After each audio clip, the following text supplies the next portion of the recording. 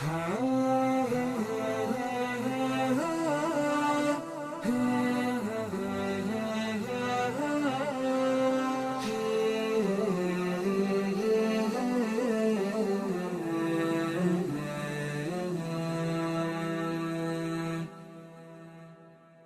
لله وكفى، وصلاة وسلاما على النبي المصطفى وعلى آله وأصحابه وسلم تسليما كثيرا إلى يوم الدين.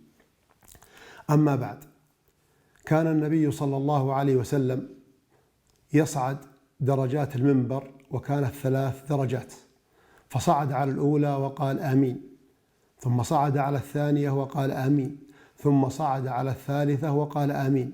الصحابة رضوان الله عليهم ينظرون إلى النبي عليه الصلاة والسلام وهو يقول آمين آمين آمين، ولا يرون أحدا يحدث النبي صلى الله عليه وسلم.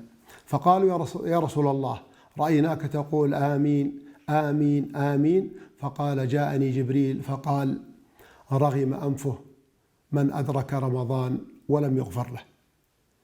رمضان فيه من المزايا والخصائص والأعمال التي تجعل المسلم يفرح بهذا الشهر الكريم، وأيضا يعمل هذه الأعمال لتغفر ذنوبه.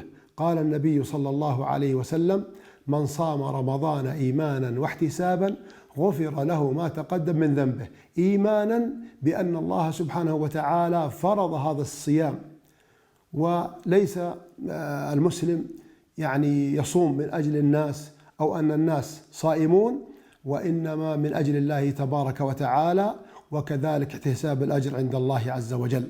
وكذلك يقول النبي صلى الله عليه وسلم: من قام رمضان إيمانا واحتسابا غفر له ما تقدم من ذنبه. ويقول صلى الله عليه وسلم: من قام ليلة القدر إيمانا واحتسابا غفر له ما تقدم من ذنبه.